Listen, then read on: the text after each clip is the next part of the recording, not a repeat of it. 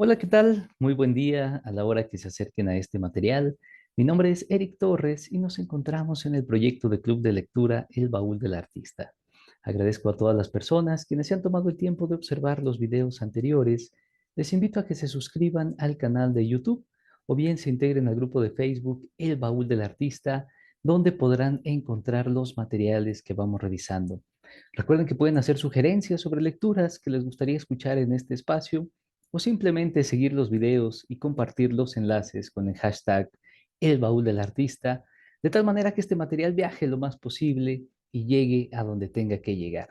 El día de hoy vamos a continuar con la lectura de esta novela del autor italiano Paolo Giordano, La soledad de los números primos.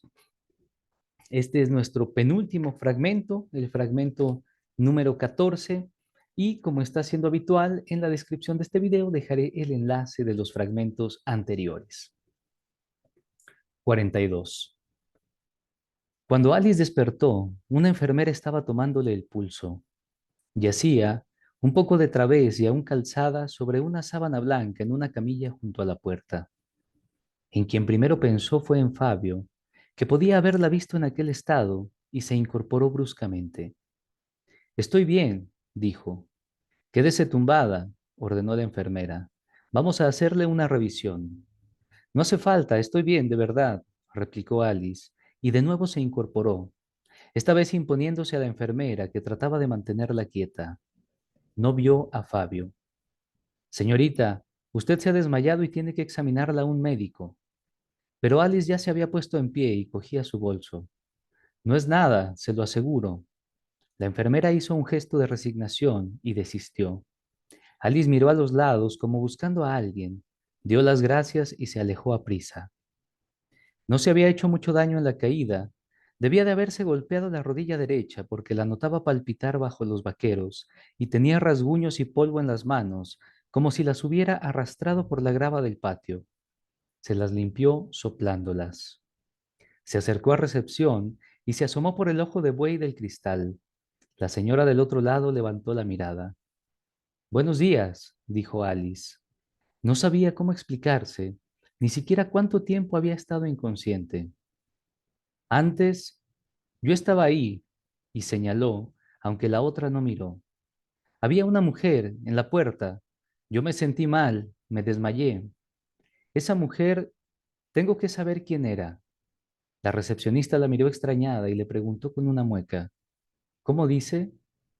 Parecerá extraño, lo sé, pero si usted me ayudara, ¿no podría darme el nombre de los pacientes que han venido hoy a esta unidad o que se han hecho análisis? Solo necesito el de las mujeres.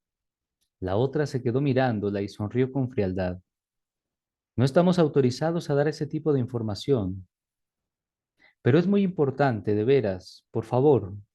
La mujer tamborileó con un bolígrafo en el registro que tenía delante. Lo siento, es imposible, contestó irritada. Alice dio un bufido, se retiró de la ventanilla, pero enseguida se acercó otra vez. Soy la mujer del doctor Robelli. La señora se enderezó en la silla, enarcó las cejas y repiqueteó de nuevo con el bolígrafo en el registro. Entiendo. Si quiere aviso a su marido. Descolgó el teléfono para llamar al número interno, pero Alice la detuvo con un ademán y le dijo en tono destemplado. No, déjelo. No hace falta. ¿Está segura? Sí, gracias. No importa. Regresó a casa. En todo el camino no pudo pensar en otra cosa. Su mente iba recobrando lucidez, pero sobre todos sus pensamientos se imponía la imagen de aquella joven. Y aunque los detalles empezaban ya a confundirse, a hundirse rápidamente en un mar de mil recuerdos nimios, persistía la viva e inexplicable sensación de familiaridad de aquella cara, de aquella sonrisa idéntica a la de Matía, que seguía viendo reflejada, junto con su propia imagen, en el cristal de la puerta. Quizá Miquela estaba viva y acababa de verla. Pensarlo era de locos, pero Alice no se lo quitaba de la cabeza, como si tuviera una desesperada necesidad de creerlo, como si su vida dependiera de ello. Y empezó a razonar, a aventurar hipótesis sobre lo que podía haber sucedido. ¿Y si aquella anciana había raptado a Miquela?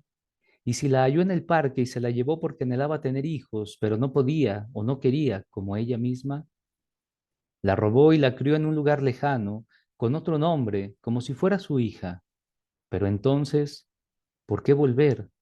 ¿Por qué exponerse a ser descubierta después de tantos años? Quizá porque se sentía culpable o simplemente por desafiar la suerte, como había hecho la propia Alice presentándose en la unidad de oncología. Aunque también cabía que no fuera nada de eso, que la anciana hubiera conocido a Miquela mucho tiempo después y nada supiera de ella ni de su verdadera familia, ya que la misma Miquela lo habría olvidado. Recordó aquel día en que Matía, en el coche, señalando al parque con aquella mirada pétrea, ausente, fúnebre, había dicho, era igual que yo, y de pronto le pareció que todo cuadraba, que aquella chica no podía ser sino Miquela, la gemela desaparecida, y que todos los detalles coincidían, la frente despejada, los dedos largos, la timidez con que los movía y, principalmente, el que se entretuviera con aquel juego pueril. Pero un instante después volvieron las dudas.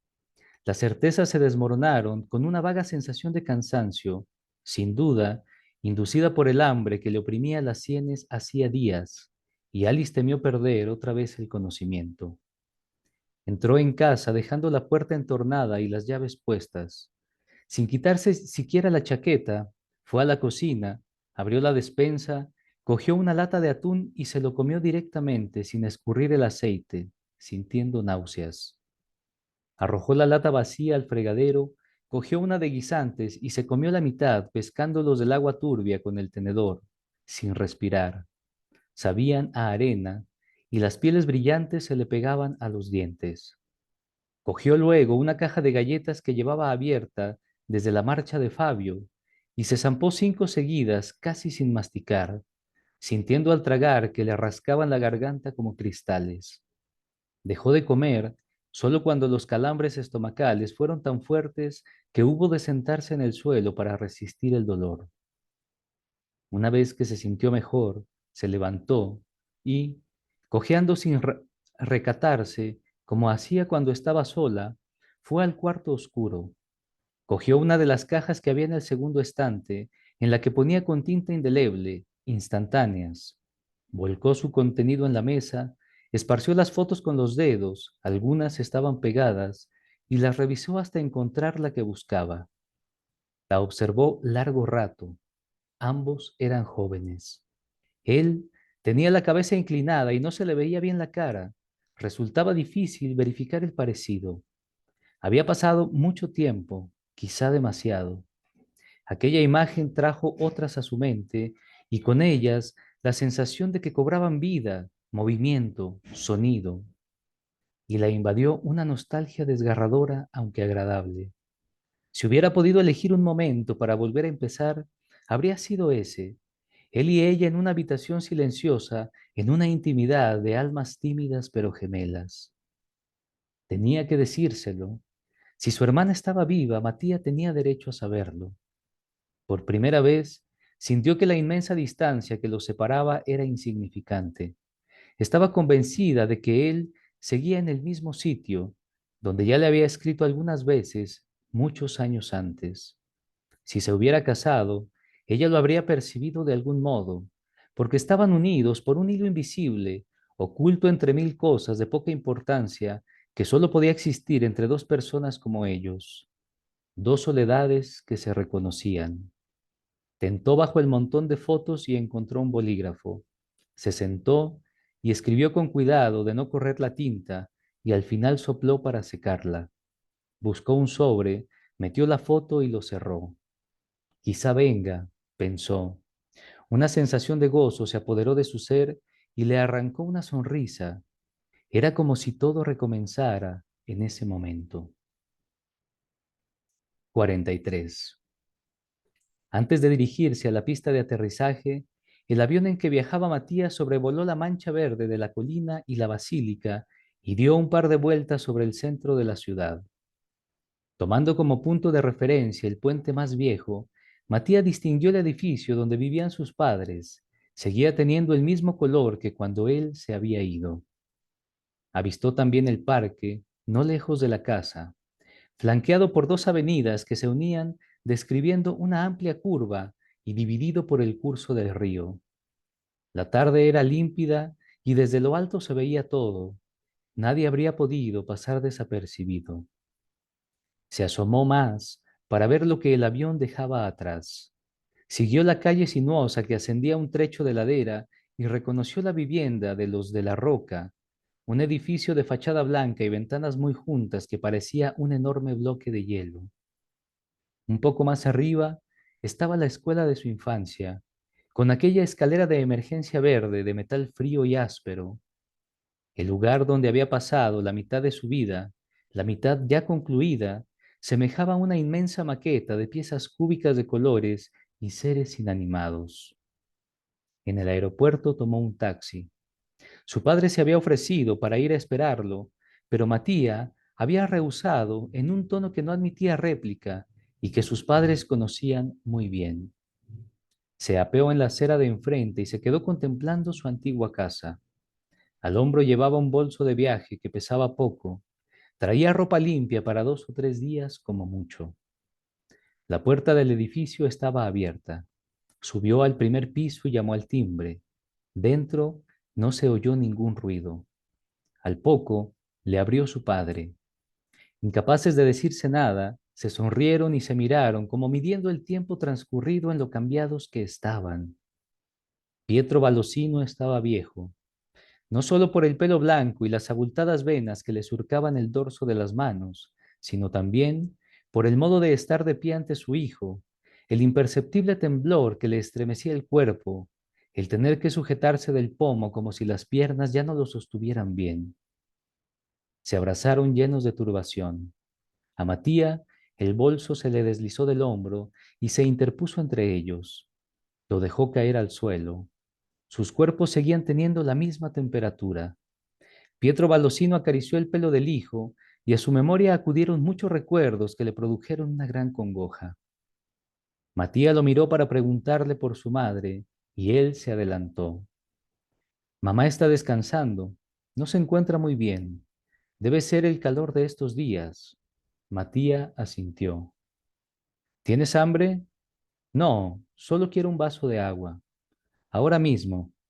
Su padre se dirigió a la cocina como si hubiera estado esperando cualquier pretexto para alejarse.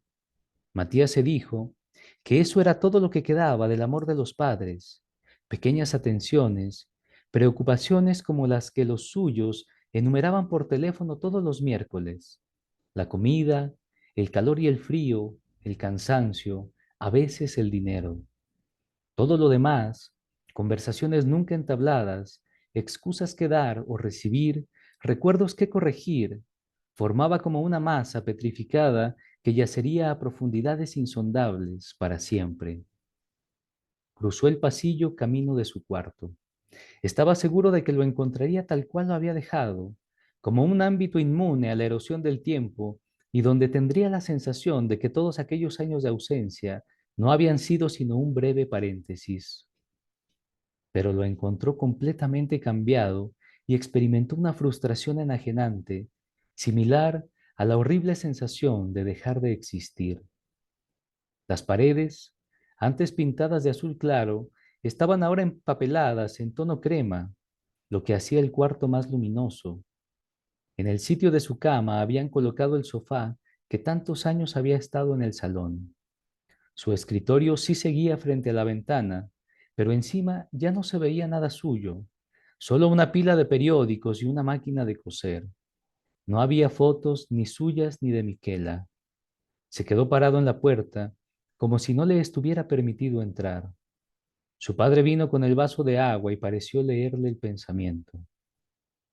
Tu madre quería aprender a coser, dijo como justificándose, pero se cansó pronto. Matías bebió el agua de un trago. Dejó el bolso junto a la pared donde no estorbara. He de salir un momento, dijo. Salir, pero si acabas de llegar. Tengo que ver a una persona que me espera. Sorteó a su padre, evitando mirarlo y pegándose a la pared. Sus cuerpos eran demasiado parecidos, engorrosos y adultos para estar tan próximos. Llevó el vaso a la cocina, lo enjuagó y lo puso boca abajo en el escurridor. Vuelvo esta noche, añadió, e hizo un ademán de despedida a su padre, que ahora estaba de pie en medio del salón, en el mismo sitio donde, en la otra vida, había abrazado a su madre y hablado de él. No era verdad que Alice lo esperase, no sabía siquiera dónde encontrarla, pero tenía que irse de allí cuanto antes. 44. Durante el primer año se cartearon. Empezó escribiéndole a Alice como empezaba todo lo que había entre ellos. Le envió la foto de una tarta en la que ponía, algo torcido, "Feliz cumpleaños", entre fresas cortadas por la mitad. En el reverso de la foto solo había escrito una A seguida de un punto, su firma. La tarta la había hecho ella misma por el cumpleaños de Matía y luego la había tirado tal cual a la basura. Él le contestó con una carta de 4 páginas en la que le contaba lo difícil que se le hacía vivir en un lugar nuevo, sin conocer el idioma, y se excusaba por haberse ido. O al menos eso le pareció a Alice. No le preguntaba por Fabio, ni en aquella carta ni en las siguientes, y ella tampoco le habló de él. Sin embargo, ambos sentían su presencia, extraña y amenazante, como entre líneas, y eso dio pie a que pronto empezasen a mostrarse más fríos, a espaciar más su correspondencia, hasta que dejaron de escribirse. Pasaron los años y un día Matías recibió otra carta de Alice. Era la invitación a su boda con Fabio. Él la pegó en el frigorífico con un trozo de celofán, como si allí puesta debiera recordarle algo. Todas las mañanas y noches la veía, y cada vez parecía dolerle un poco menos. A falta de una semana para la boda, decidió enviar un telegrama. Gracias por invitación, imposible asistir por motivos profesionales.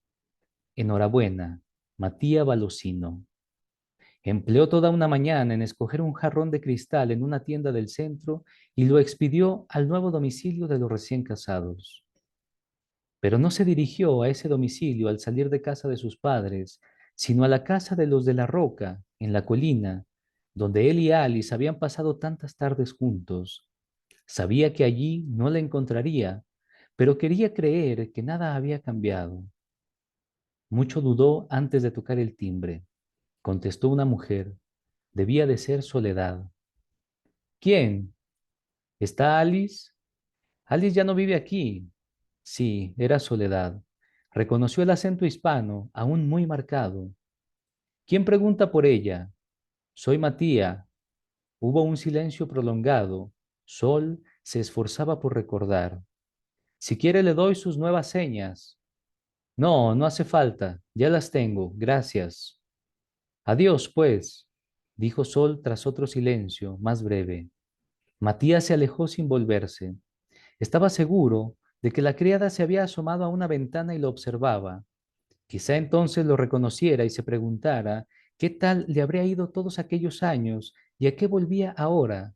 Y la verdad es que ni él mismo lo sabía. 45. Alice no lo esperaba tan pronto. Había enviado la carta apenas 5 días antes y era posible que Matías ni siquiera la hubiera leído todavía. Pero en todo caso, daba por seguro que primero la telefonearía para quedar, en un bar quizá, donde ella lo prepararía con calma para recibir la noticia. La espera de una señal colmaba sus días. En el trabajo estaba distraída pero alegre, y Crotza no se atrevía a preguntarle el motivo, si bien creía tener parte del mérito. Al vacío dejado por la separación de Fabio, había sucedido un frenesí casi adolescente. Alice montaba y desmontaba la imagen del momento en que ella y Matías se encontrasen. Corregía los detalles, estudiaba la escena desde diversos ángulos. Tanto pensó en ello que más que una anticipación acabó pareciendo un recuerdo. También fue a la biblioteca municipal. Tuvo que sacarse el carnet porque era la primera vez, para consultar los periódicos que referían la desaparición de Miquela. Leer aquello la sobrecogió y tuvo la sensación de que el horroroso suceso estaba ocurriendo de nuevo a un paso de allí. Al ver en portada una foto de Miquela, con aire ausente, mirando algún punto por encima del objetivo, quizá la frente del fotógrafo, vaciló en su convencimiento. Esa imagen le trajo al instante el recuerdo de la chica del hospital, con una coincidencia tan perfecta que casi resultaba increíble, y por primera vez se preguntó si no sería todo un espejismo, una alucinación persistente. Pero luego tapó la foto con la mano como para ahuyentar la duda y siguió leyendo. El cuerpo de Miquela nunca fue hallado. No apareció una sola prenda ni rastro alguno. La pequeña se había desvanecido. Durante meses se pensó en un secuestro, pero esta hipótesis no condujo a nada. No hubo sospechosos. El caso acabó relegado a las páginas interiores de los periódicos, objeto de simples sueltos marginales, hasta que fue olvidado. Cuando sonó el timbre, Alice estaba secándose el pelo. Abrió distraída sin preguntar quién era, mientras se enrollaba una toalla en la cabeza. Iba descalza y lo primero que vio Matía fueron sus pies desnudos, cuyos segundos dedos eran algo más largos que el gordo, y los cuartos se doblaban hacia adentro. Conocía aquellos detalles. Se habían grabado en su memoria mejor que las palabras y situaciones. Alzó los ojos y dijo, «Hola». Ella retrocedió un paso cerrándose instintivamente el albornoz como para impedir que el corazón se le saliera del pecho y se quedó mirándolo, asegurándose de que era él. Entonces lo abrazó, apretando su liviano cuerpo contra él, y Matías le rodeó la cintura con el brazo derecho, aunque sin tocarla con los dedos, como cauteloso.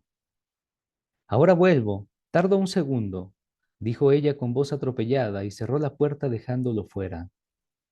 Necesitaba unos momentos a solas para vestirse, maquillarse y enjugarse los ojos antes de que él se los viera. Matías se sentó en el escalón de la puerta, de espaldas. Observó el pequeño jardín, el seto ondulado que flanqueaba con perfecta simetría la alameda describiendo media sinusoide. Cuando oyó abrirse la puerta, se volvió y por un momento todo pareció ser como debía ser. Él esperaba a Alice en la puerta, ella salía bien vestida y sonriendo. Juntos echaban a andar calle abajo sin rumbo fijo. Alice se inclinó y lo besó en la mejilla. Para sentarse a su lado, hubo de apoyarse en su hombro debido a la pierna rígida. Él le hizo sitio. No tenían dónde apoyar la espalda y se quedaron algo inclinados hacia adelante. Sí que te has dado prisa, dijo ella. Tu carta me llegó ayer por la mañana. Entonces no está tan lejos ese lugar. Matía bajó la cabeza. Alice le tomó la mano derecha y le miró la palma. Él no se lo impidió. Con ella no tenía que avergonzarse de las cicatrices. Había nuevas, que se reconocían por ser marcas más oscuras en medio de la maraña de señales blancas. Ninguna parecía muy reciente, a excepción de una redonda que debía ser de una quemadura. Alice siguió el contorno con la punta del índice, contacto que, con tantas capas de piel endurecida, él apenas notó. Dejó que ella le mirase bien la mano, pues ésta hablaba de él más que las palabras. Parecía importante, comentó. Y lo es. Él se volvió para mirarla, invitándola a seguir. Te cuento, dijo Alice, pero antes vámonos de aquí. Matías se levantó primero y le tendió la mano para ayudarla, como siempre habían hecho. Echaron a caminar. Les costaba trabajo hablar y pensar a la vez, como si las dos actividades se anularan mutuamente. Aquí, dijo Alice. Desactivó la alarma de un monovolumen verde oscuro, el cual pareció a Matías demasiado grande para ella. ¿Quieres conducir?, le preguntó Alice, medio en broma. No me atrevo, no me lo creo. Él se encogió de hombros. Se miraron por encima del coche. El techo centelleaba al sol. Allí no lo necesito, se justificó. Alice dio unos golpecitos con la llave en la barbilla, pensativa, y con el mismo gesto con que de niña anunciaba una ocurrencia dijo, entonces ya sé a dónde vamos. Subieron al coche. Sobre el salpicadero, Delante de Matías solo había dos CDs, uno encima del otro y con el lomo hacia afuera, cuadros de una exposición de Mussorgsky y unas sonatas de Schubert. ¿Te ha dado por la música clásica? Alice echó una ojeada a los discos y torció el gesto. ¿Qué va? Son suyos. Solo me los pongo para dormir. Matías se ajustó el cinturón de seguridad que le apretó en el hombro por estar regulado para una persona más baja, Alice seguramente, que era quien se sentaba ahí mientras su marido conducía, escuchando quizá música clásica. Trató de imaginárselos, pero se distrajo leyendo lo que ponía en el retrovisor. Objects in the mirror are closer than they appear. De Fabio, ¿no? Preguntó. Conocía la respuesta, pero quería deshacer aquel nudo, conjurar aquella presencia tácita y molesta que parecía observarlos desde el asiento trasero. De lo contrario, el diálogo entre ellos se encallaría en ese tema como un barco entre escollos. Alice asintió con cierto esfuerzo. Se dijo que si le contaba todo, lo del niño, la pelea, lo del arroz, aún había granos en los rincones de la cocina, él pensaría que lo había llamado por eso y no creería lo de Miquela. Pensaría que era una mujer en crisis conyugal que trata de recuperar viejas amistades para no sentirse tan sola. Por un instante ella misma se preguntó si no era así. ¿Tenéis hijos? No. ¿Y por qué? Dejemos el tema, zanjó Alice. Matía calló, pero no se excusó. ¿Y tú? Interrogó ella al poco. Había dudado si preguntarlo por miedo de la posible respuesta, pero al fin lo dijo sin querer, casi para sorpresa suya. Yo nada, contestó Matía. ¿No tienes hijos? No tengo. A nadie iba a decir. No me he casado. Ya. O sea que sigues haciéndote de rogar, repuso ella y lo miró sonriendo. Matía negó con la cabeza, apurado, comprendía lo que quería decir. Habían llegado a un amplio aparcamiento desierto de la zona industrial, donde había hileras de grandes naves y no vivía nadie. Arrimadas a una pared gris, junto a una persiana bajada, había tres pilas de tablones envueltas en plástico. Sobre el tejado se veía un letrero apagado. Por la noche debía de iluminarse con un vivo naranja. Alice detuvo el coche en medio del aparcamiento, apagó el motor y abrió la portezuela. Te toca, dijo. ¿Qué? ¿Conducir? No, ni hablar. Ella se quedó mirándolo fijamente, entornados los ojos y fruncidos los labios, con un cariño que parecía tener olvidado y solo ahora revivía. Tampoco has cambiado tanto. No era un reproche, más bien una agradable constatación. Ni tú. Se encogió de hombros y añadió, bueno, lo intentaremos. Alice rió. Se apearon para cambiar de sitio y Matías se dirigió al suyo con un bamboleo exagerado, parodiando así su gran resignación. Trocaban por primera vez los papeles y así se hallaron dándose el perfil que cada cual prefería. No tengo ni idea, dijo él cuando estuvo al volante, levantando los brazos como si no supiera de verdad dónde ponerlos. ¿Nada? ¿Nunca has conducido? No. Pues apañados estamos. Alice se inclinó hacia él. Matías le miró un instante el pelo que pendía a plomo hacia el centro de la tierra. Le vio también, bajo la camiseta que se levantó un poco, parte del tatuaje que mucho tiempo atrás observara muy de cerca. Y sin querer, como pensando en voz alta, comentó, «Qué delgada estás». Alice volvió la cabeza hacia él como alarmada, pero repuso encogiéndose de hombros. «No, como siempre». Se reclinó un poco y señaló los tres pedales. «Bien, embrague, freno y acelerador. Con el pie izquierdo aprietas el embrague, con el derecho los otros». Matías inclinó la cabeza, un tanto distraído todavía por la proximidad de su cuerpo y el aroma a gel de baño que irradiaba. Las marchas las sabes, ¿no? Prosiguió Alice. Mira, aquí lo pone. Primera, segunda, tercera. De momento con estas bastará. Para cambiar de marcha, pise el embrague y luego va soltándolo despacio. Lo mismo para arrancar. Pisas el embrague y luego lo sueltas a la vez que pisas el acelerador, todo suavemente. Para frenar, pisas el freno con el pie derecho y a continuación el embrague con el izquierdo. ¿Preparado? No sé, no sé. Matías procuró concentrarse. Estaba nervioso como en los exámenes. Había acabado convenciéndose de que, fuera de su elemento, los conjuntos ordenados y transfinitos de las matemáticas era un perfecto inútil. Al contrario de lo que le sucede a las personas normales, que ganan confianza según envejecen, él confiaba en sí mismo cada vez menos. Calculó la distancia que los separaba de las pilas de tablones, 50 metros por lo menos. Aunque saliera disparado, tendría tiempo de frenar. Giró la llave de contacto, aunque demasiado tiempo, lo que hizo rascar el motor. Fue soltando el embrague, pero no dio bastante gas, y el coche se caló con una sacudida. Alice se echó a reír. Casi. Debes pisar un poco más el acelerador. Matías tomó aire y volvió a intentarlo. Esta vez el coche salió despedido hacia adelante. Alice le ordenó que embragara y cambiara a segunda.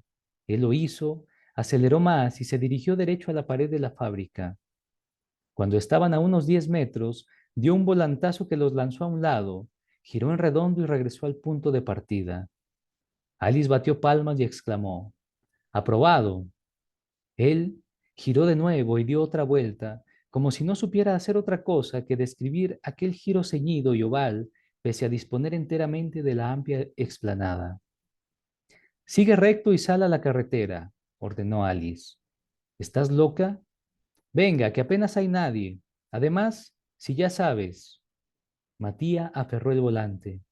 Empezaron a sudarle las manos y la adrenalina puso en tensión sus músculos. Hacía mucho que no le ocurría. Pensó que estaba conduciendo todo un coche, con sus pistones y engranajes bien engrasados, y que a su lado tenía a Alice para darle las indicaciones pertinentes. Era lo que tanto había soñado, o bueno, no exactamente eso, pero por una vez decidió obviar las imperfecciones. Vale, dijo. Se dirigió a la salida del aparcamiento. Al llegar a la carretera se inclinó hacia adelante, miró a ambos lados y giró el volante con suavidad, acompañando el movimiento con todo el tronco, como hacen los niños que juegan a conducir. Y se halló en plena carretera. El sol ya abajo le quedó a la espalda y le daba en los ojos reflejado en el retrovisor. El cuentakilómetros marcaba 30 y el coche parecía vibrar con el cálido resuello de una bestia domada. ¿Voy bien?, preguntó. De maravilla. Ya puedes meter la tercera. Era una recta de varios cientos de metros y él miraba al frente. Alice aprovechó para observarlo con calma. Ya no era el Matías de la foto. Su tez ya no era lisa, tersa y elástica. Las primeras arrugas, aún muy finas, le surcaban ya la frente. Iba afeitado, pero los pujantes cañones le ensombrecían las mejillas. Su cuerpo daba una impresión de macizez y no dejaba intersticios por los que invadir su espacio, como a ella tanto le gustaba hacer de adolescente. O quizá fuera que ya no se sentía con derecho a hacerlo, que ya no se veía capaz. Procuró encontrarle parecido con la chica del hospital, pero ahora que lo tenía allí, el recuerdo se volvía más impreciso. Ya no veía tan claro que los detalles coincidieran como había creído. El pelo de la chica era más claro y no recordaba que tuviera hoyuelos a ambos lados de la boca, ni tan poblados los extremos de las cejas. Por primera vez temió haberse equivocado. ¿Cómo explicárselo?, se preguntó. Quizá, considerando que el silencio se prolongaba demasiado o advirtiendo que ella lo miraba, Matías carraspeó. Alice desvió la mirada. ¿Recuerdas la primera vez que te llevé en coche?, le dijo. Me habían entregado el carnet hacía menos de una hora. Ya, y entre tantas cobayas me elegiste a mí. Alice dijo que no era verdad, que no lo había elegido entre nadie. No había pensado en nadie más. Fuiste todo el tiempo agarrado a la manilla y rogándome. Despacio, despacio, se burló, poniendo una vocecilla atiplada y miedosa. Matías recordó que en realidad había ido de mala gana. Aquella tarde tenía que estudiar para un examen de análisis y solo aceptó porque para ella le parecía algo de vida o muerte. Se había pasado todo el rato pensando en las horas de estudio que perdía. Ahora que lo recordaba, se sintió estúpido, como se siente uno si piensa cuánto tiempo se pierde deseando estar en otro sitio. Quiso ahuyentar aquellos pensamientos y dijo, nos pasamos media hora dando vueltas para encontrar un sitio libre donde supieras aparcar. Era solo una excusa para estar más rato contigo, pero tú nunca te enterabas de nada. Se echaron a reír para conjurar los fantasmas que aquellas palabras trajeron. ¿A dónde voy? Preguntó Matías en tono serio. Da la vuelta. Vale, pero ya está bien. Ahora conduces tú. Cambió de tercera a segunda sin que Alice tuviera que decírselo y tomó bien la curva. Enfiló una carretera en sombra, más estrecha que la otra y sin mediana, emparedada entre grandes edificios iguales y sin ventanas. Paro ahí delante. Se disponía a hacerlo cuando por la esquina apareció un tráiler en sentido contrario, ocupando buena parte de la calzada. Matía aferró el volante. No tenía reflejo de pisar el freno y lo que hizo fue apretar el acelerador.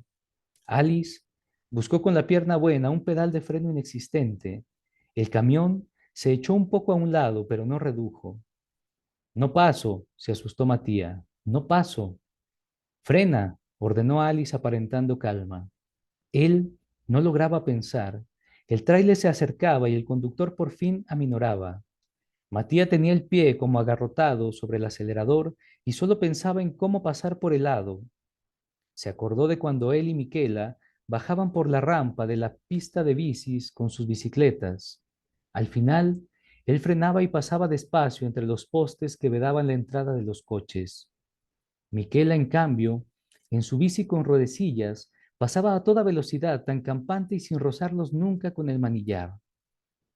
Se desvió un poco a la derecha y casi pareció que iba a estamparse contra los edificios. Alice repitió, frena, el pedal del medio. Matías lo pisó de golpe con los dos pies. El coche dio un frenazo y se detuvo a 2 palmos de la pared. Matías se golpeó la cabeza contra la ventanilla, pero el cinturón lo retuvo. Alice se dobló hacia adelante como un junco, aunque iba agarrada firmemente de la manilla. El camión pasó por su lado como si tal cosa, escindido en 2 largos segmentos rojos. Bien, vamos a dejar nuestra lectura hasta aquí. Este es el fragmento 14 de La soledad de los números primos de Paolo Giordano. Ojalá que lo disfruten. Gracias.